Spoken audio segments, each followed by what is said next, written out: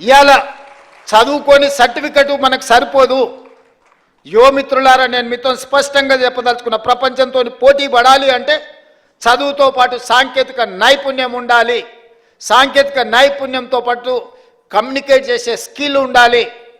కొందరు చాలా తెలివితేటలు ఉంటారు, రాయగలుగుతారు, కానీ ఇంటర్వ్యూకి వెళ్తే మాట్లాడడానికి నోట్లోకి వెళ్ళి మాట వెళ్ళదు. ఎదురుగున్న వాళ్ళని చూడంగానే వీళ్ళకు చేతులు చల్లగా అయిపోతాయి. ఏం అడగాలి, ఏం అడుగుతాడో, ఏం చెప్పాలో. ఆ ఎదురుగా అడిగేటోనికంటే వీడికి తెలివి ఎక్కువ ఉంటుంది, కానీ వీడు చెప్పడానికి సమయంలో ఇది రాదు. ఇట్లాంటి వాటిని అన్నిటిని మనం ఓవర్కమ్ కావాల్సిన అవసరం ఉన్నది. ఈరోజు ప్రపంచం అంతా మన వైపు చూస్తుంది. మరి ఆ ప్రపంచంతో పోటీ పడే విధంగా తెలంగాణ రాష్ట్రాన్ని తీర్చిదిద్దుకోవాలి. ఇదే కాదు, మన ఒలింపిక్స్ చూసిరు, ఒక్క గోల్డ్ మెడల్ అని వచ్చిందా భారతదేశానికి? ప్రపంచంలోనే అత్యధిక జనాభా 140 కోట్ల జనాభా ఉన్న దేశం భారతదేశం. యువ సంపద, ప్రపంచంలో మనం మేధావులం అంటున్నాం. ప్రపంచానికే మనము ఐటీని, ఫార్మాని మనమే సరఫరా చేస్తున్నాం అంటున్నాం. ఈ గొప్పలు బాగానే ఉన్నాయి, కానీ గోల్డ్ మెడల్ ఎక్కడుంది? గోల్డ్ మెడల్ ఎక్కడుందని నేను అడుగుతున్నా. ఎందుకు ఈ దేశం, ఎందుకు మన యువత, మన అందరం ఎందుకు ఆలోచన చేయలేకపోతున్నాము? ఇది మన దేశం కాదా? మనకు బాధ్యత లేదా? మనం బంగారు పథకాలు సాధించొద్దా? అంటే లీడర్స్కి ఫోకస్ లేకపోవడం వల్ల, లీడర్స్ ఇన్ఫ్రాస్ట్రక్చర్ క్రియేట్ చేయకపోవడం వల్ల, లీడర్స్ ఈ స్పోర్ట్స్ని ప్రాధాన్యత కింద తీసుకోకపోవడం వల్ల ఈ దేశానికి అన్యాయం జరుగుతుంది. అందుకే యంగ్ ఇండియా స్పోర్ట్స్ యూనివర్సిటీని, యంగ్ ఇండియా స్పోర్ట్స్ అకాడమీని మనం ఈరోజు ప్రారంభించుకున్నాము. ప్రపంచ దిగ్గజాలైన కార్పొరేట్ కంపెనీలను తీసుకొచ్చి అందులో భాగస్వాములను చేసినాము. సౌత్ కొరియన్ స్పోర్ట్స్ యూనివర్సిటీని సౌత్ కొరియా పోయినప్పుడు ఒక యూనివర్సిటీకి పోయినా, క్యాంపస్ ఎంత అంటే 30 ఎకరాలు.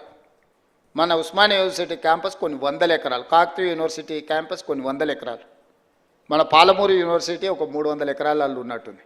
30 ఎకరాలు సౌత్ కొరియన్ స్పోర్ట్స్ యూనివర్సిటీకి నేను వెళ్తే ఒలింపిక్స్లో 32 పథకాలు వచ్చినాయి. 32లో 16 పథకాలు ఒక యూనివర్సిటీకి వచ్చినాయి. 16 పథకాలలో ఒక అమ్మాయిని నేను కలిసిన ఆర్చరీలో, ఆ అమ్మాయికి 3 గోల్డ్ మెడల్స్ వచ్చినాయి. ఒకే ఒక అమ్మాయి ఒలింపిక్స్లో 3 గోల్డ్ మెడల్స్ సంపాదించింది.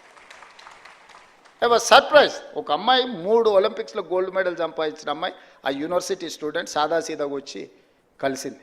ఒక అమ్మాయి చిన్న పాపులేషన్ ఉన్న సౌత్ కొరియాలో 3 గోల్డ్ మెడల్, 32 మెడల్స్ సాధిస్తే 140 కోట్ల జనాభా ఉన్న మనం ఒక్కటి కూడా సాధించలేదంటే మనం ఆత్మ పరిశీలన చేసుకోవాల్సిన అవసరం ఉందా లేదా ఆలోచించేయండి మిత్రులారా. అందుకే ఈరోజు చదువుతో పాటు క్రీడలకు కూడా ప్రాధాన్యత ఇవ్వాలని క్రికెట్లో వరల్డ్ కప్ సాధించిన సిరాజుద్దీన్ మన హైదరాబాద్ యువ క్రికెటర్ని, అతను చదువుకున్నది ఇంటర్మీడియటే. అతనికి ఉద్యోగాలు ఇవ్వాలంటే నిబంధన అడ్డం వచ్చింది. క్యాబినెట్లో పెట్టి నిబంధనను సవరించి గ్రూప్ 1 డిఎస్పీ జాబ్ సిరాజుద్దీన్కి ఇచ్చిన నేను. నిఖత్ జరీన్ బాక్సింగ్లో నిజామాబాద్ ఒక అత్యంత purest of the poor minority family girl బాక్సింగ్లో రాణిస్తే ఆ అమ్మాయిని, నిఖత్ జరీన్ని 2 కోట్ల రూపాయల నగదు ఇవ్వడమే కాకుండా గ్రూప్ 1 జాబ్ డిఎస్పీ జాబ్ ఆ అమ్మాయికి ఇచ్చిన. దీప్తి అని పారా ఒలింపిక్స్లో కాంస్య పథకం సాధించింది వరంగల్ అమ్మాయి. ఆ అమ్మాయికి గ్రూప్ 2 జాబ్ ఇవ్వడమే కాకుండా వరంగల్లో ఇల్లు ప్లాట్ ఇవ్వడమే కాకుండా 25 లక్షల రూపాయల క్యాష్ రివార్డు కూడా ఇచ్చిన. ఇవన్నీ కూడా నేను ఎందుకు మీతో పంచుకుంటున్నా అంటే చదువుతో పాటు క్రీడలలో రాణించాలి. క్రీడలు దేశం యొక్క ప్రతిష్టను పెంపొందిస్తాయి.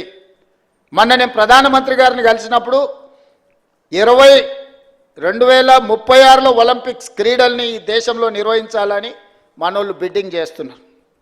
ఈ దేశంలో అత్యధికంగా క్రీడలకు సంబంధించిన వసతులు తెలంగాణ రాష్ట్రంలో హైదరాబాద్లో ఉన్నాయి. 20 ఏళ్ల కింద మనము నేషనల్ మిలిటరీ గేమ్స్ కండక్ట్ చేసినాం, ఏషియన్ గేమ్స్ కండక్ట్ చేసినాం. గొప్ప గొప్ప క్రీడల్ని మన హైదరాబాద్ నగరంలో మనం నిర్వహించినాం. కానీ 20 ఏళ్ళు అవి పెళ్ళిళ్ళకు, పేరంటాలకు, ఫంక్షన్ హాల్స్గా మారిపోయినాయి.